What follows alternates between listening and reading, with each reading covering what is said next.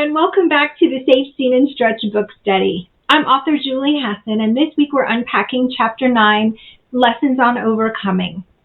All of our students have something to overcome, and some of our students have much to overcome. Our job is not to save them, it's to help them acquire the strategies they need to overcome those challenges themselves, especially for our students who've had adverse childhood experiences, who've experienced some trauma. Creating a safe, predictable environment can help them sustain through those challenges and learn to thrive. So let's talk about overcoming.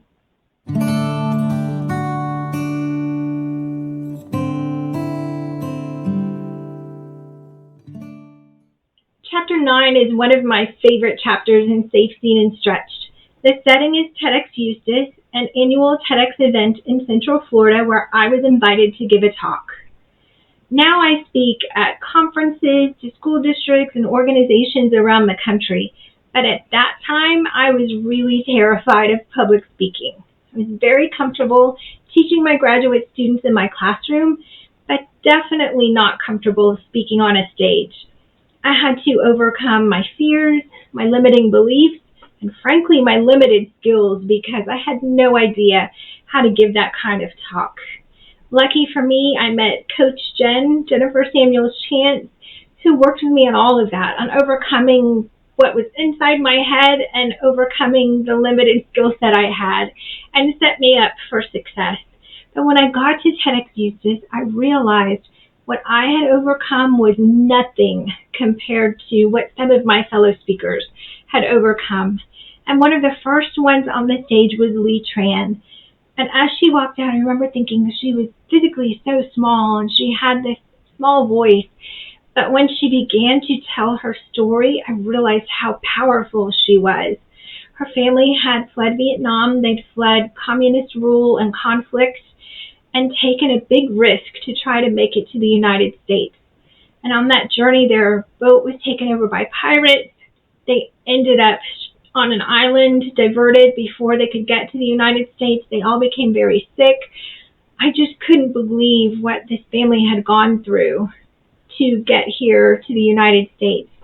And when we got here, she had to really deal with all of that trauma she had experienced.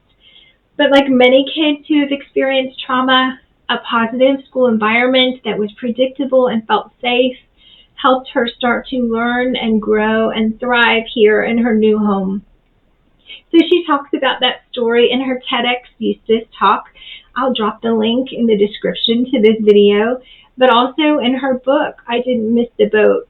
And I thought this woman who overcame all of this is now a speaker and an author and impacts so many lives. It's such an inspirational story, but it's also a story that illustrates the impact of caring teachers and a school environment that is trauma-informed and that helps students overcome some of the challenges they brought into our classroom. And after Lee's talk, we chatted a bit about those teachers.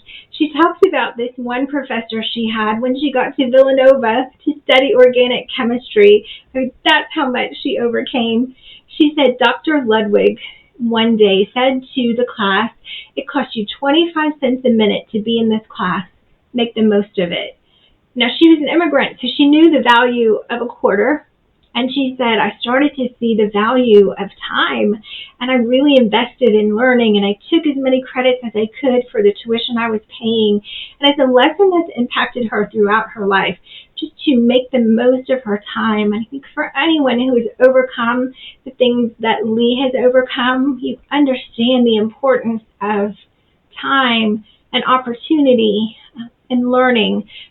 So I hope you will watch Lee's video, and I hope you also will be inspired by her story. One of the other speakers I met at TEDx Eustis is Fred Jones. Unlike Lee, when Fred walks onto the stage in his sheriff uniform, he was a commanding presence. He captured our attention right away.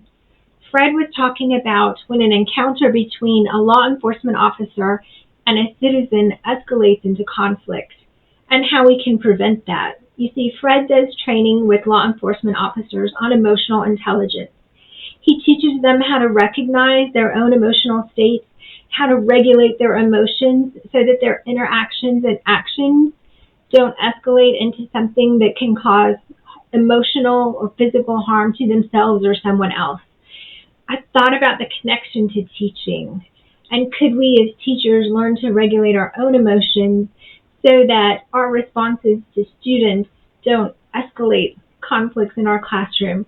Could we respond in ways that restore a sense of calm, that de-escalate tension? What an important skill for both law enforcement officers and teachers, and Fred explained it so well.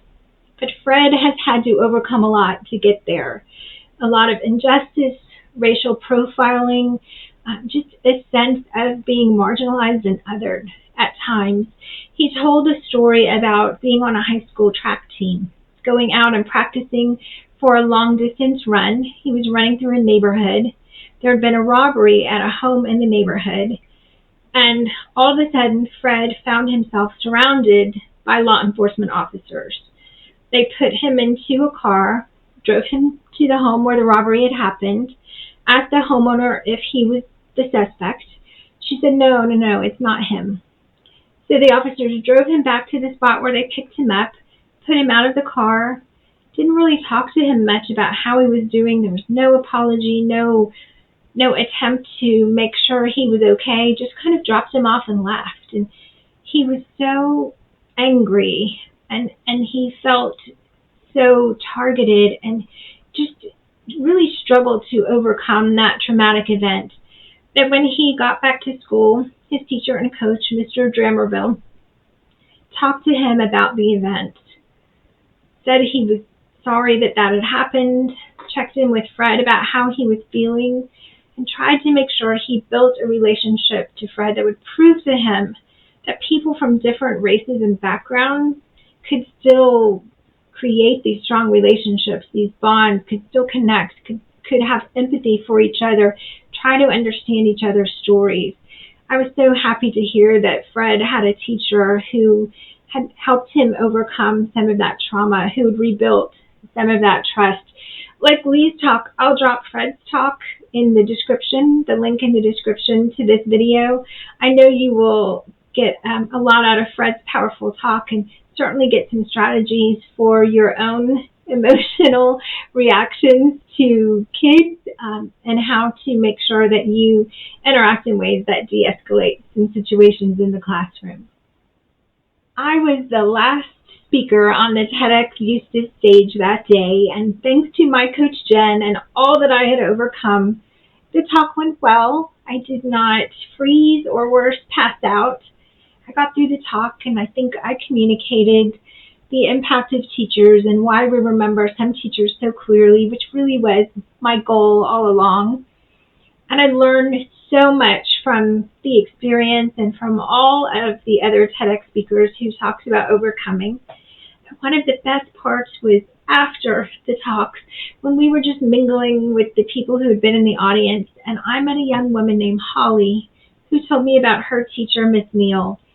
And Holly said she remembers going out on the playground every day, and under this big oak tree, the girls would collect acorns. Her teacher, Miss Neal, was always sitting under the tree during recess, watching and waiting to bring the kids inside, and they would show her the acorns, and she would very sweetly and carefully look at each one. And Holly remembers her teacher saying, you know, inside each of these acorns is the potential to be this big oak tree that we're all under right now. But before that happens, the acorn gets buried, it snows, it sits there wet and cold and covered in dirt until finally it starts to sprout up. And over time, after going through all of that weather, all of the seasons, all of the dangers, it grows into a big tree. And she said, you all have potential just like that. And you're going to go through some challenges and you're going to overcome some things. But because of that, you're going to grow stronger. It was such a powerful message about growth, about overcoming, and just about mindset. And Holly said when she went to college, she started to learn about Carol Dweck and growth mindset, and she made this connection to Miss Neal's talk about the acorn and talking about how we view challenges, how we view failures and setbacks, and how we can see them as the path to growth and to strength. And I appreciated that sweet memory of Miss Neal, and I certainly appreciated her sharing that lesson with me. It was a lesson I had learned through overcoming some things to prepare for the talk. Certainly was a lesson that would have resonated with Lee and Fred. And for us as teachers, it's a demonstration on how we can find ways to show students their strengths, their potential, and help them develop strategies to overcome some of the things that have happened, to overcome some of these adverse experiences, and leverage those to grow and to become the best versions of themselves. And I think teachers who do this well ask different kinds of questions. So instead of asking what's wrong with this kid who has trouble regulating his emotions or is struggling with academics or behavior, they ask what has happened and how do the things that have happened in this child's life impact the way he responds to frustrations or challenges.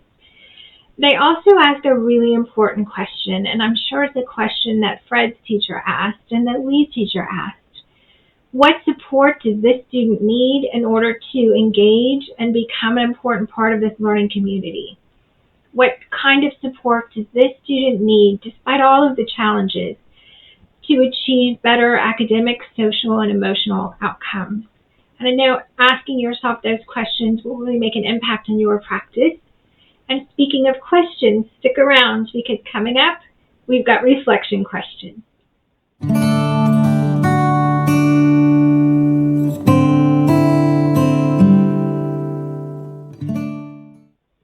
Reflection question 1. How does trauma interfere with learning, connection, and emotional regulation?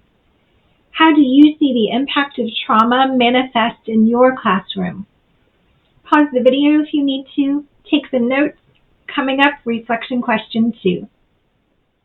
Reflection question 2. How can you create a classroom environment that feels safe and predictable for students who've experienced trauma? And how can you help those students recognize when their emotions start to escalate and regulate those emotions so that they can de-escalate and continue being an engaged part of a classroom community? Pause the video if you need to, and stay tuned because coming up, we've got this week's challenge.